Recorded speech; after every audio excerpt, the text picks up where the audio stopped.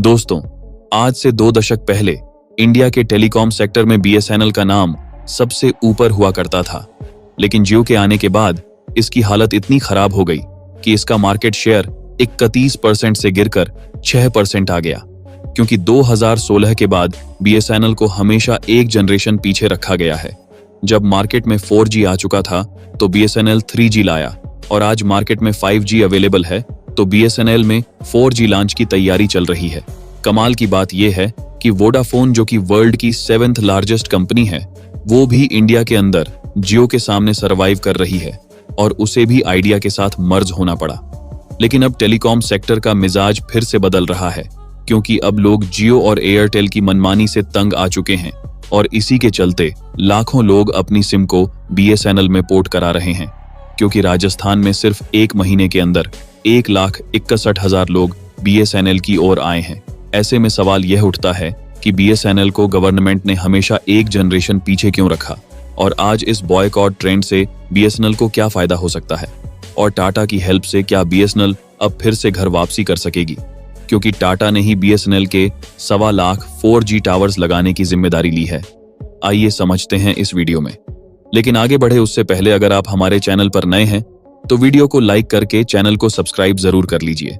दोस्तों, इन सारी चीजों को समझने के लिए हमें सबसे पहले यह जानना होगा कि बीएसएनएल की शुरुआत हुई क्यों थी और यह इंडिया के टेलीकॉम सेक्टर में टॉप पर पहुंचा कैसे था। दोस्तों, बीएसएनएल का कनेक्शन उस ब्रिटिश इंडिया से जुड़ा हुआ है जब कम्युनिकेशन के लिए टेलीग्राफ यानी कि तार का इस्तेमाल किया जाता था। शुरुआत में यह डिपार्टमेंट अंग्रेजों के हाथ में था, लेकिन जब देश आजाद हुआ तो टेलीग्राम की जिम्मेदारी डिपार्टमेंट ऑफ टेलीकॉम कम्युनिकेशन यानी कि डॉट के कंधों पर आ गई थी। इसके बाद डॉट ने कई सब्सिडियरी कंपनी की शुरुआत की।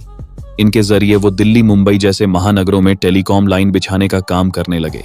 साथ ही इन्होंने इंडिया को इंटरनेशनल लाइंस के जरिए दुनिया के बाकी देशों से भी जोड़ा। इधर 1980s के दौर में कई प्राइवेट टेलीकॉम कंपनी इंडिया में अपने पैर जमाने लगी थी। इन्हीं से कंपटीशन करने और सर्विसेज को पॉलिसीज पर सही से काम करने के लिए सरकार ने 1999 में डॉट को 2 हिस्सों में बांट दिया था, जिसमें से एक था डीटीएस और दूसरा था डीओटी। डॉट का काम अब सिर्फ पॉलिसीज बनाना था और सर्विस प्रोवाइड करने का काम डीटीएस के हाथों में आ गया था। फिर आया अक्टूबर 2000 का दिन, जब सरकार ने डीटीएस का नाम बदलकर बीएसएनएल कर दिया, और इस तरह उस बीएसएनएल की शुरुआत हुई जिसने पूरे भारत को कनेक्ट करने का काम किया था। बीएसएनएल को पब्लिक बूथ यानी पब्लिक सेक्टर अंडरटेकिंग बनाया गया था, ताकि कंपनी की वर्किंग कैपेसिटी बढ़े और यह आसानी से प्राइवेट कंपनी का मुकाबला कर सके। बीएसएनएल को बनाने का मकसद था कि देश में टेलीकॉम कम्युनिकेशन को फैलाकर हर नागरिक को कॉल और इंटरनेट सर्विस प्रोवाइड की जा सके।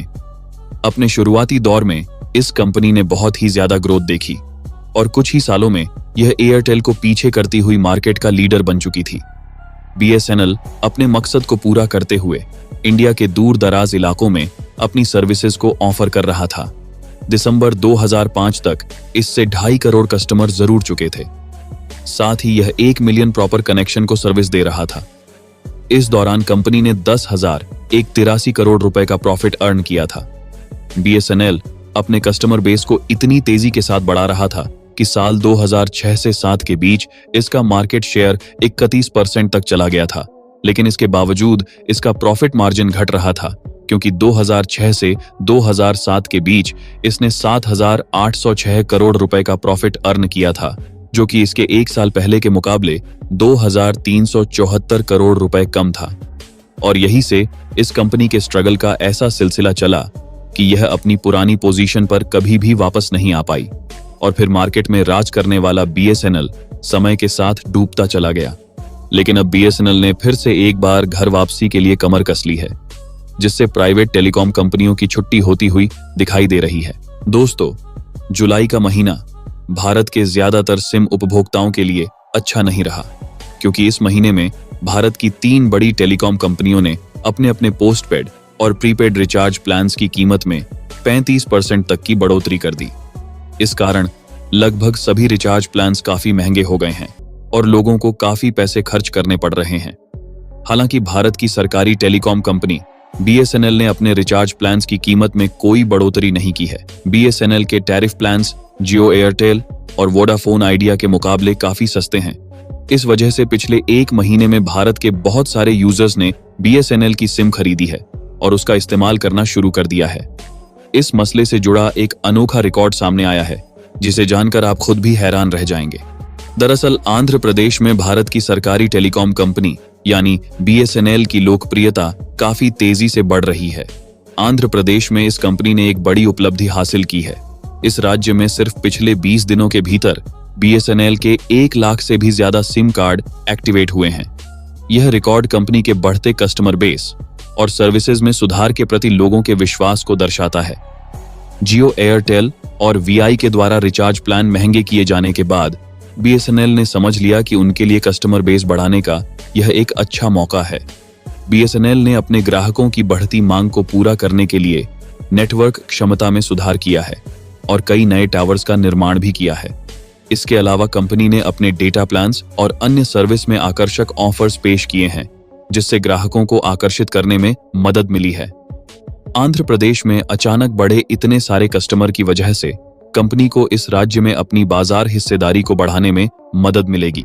उधर BSNL भी लगातार लोगों से अपील कर रही है कि वो महंगे रिचार्ज प्लान्स का चक्कर छोड़कर BSNL के साथ जुड़ें और कम खर्च में बेहतर कनेक्टिविटी पाएं।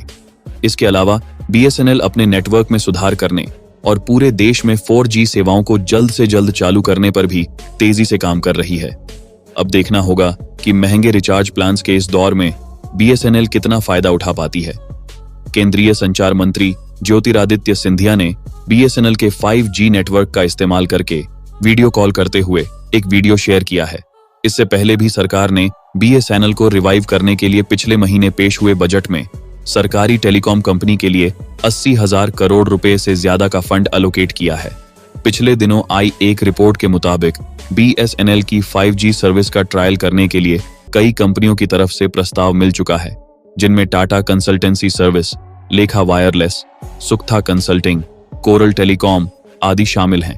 हालांकि अभी तक किसी भी कंपनी को ट्रायल करने का ऑफर नहीं दिया गया है।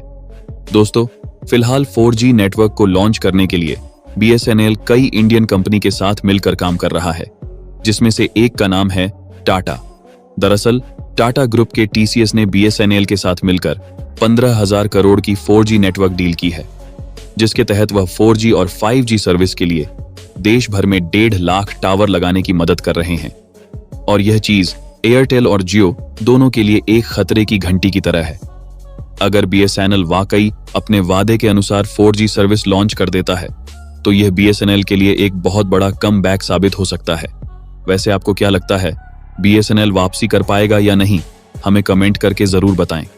साथ ही वीडियो इंफॉर्मेटिव लगी हो तो वीडियो को लाइक करके चैनल को सब्सक्राइब जरूर कर लीजिए।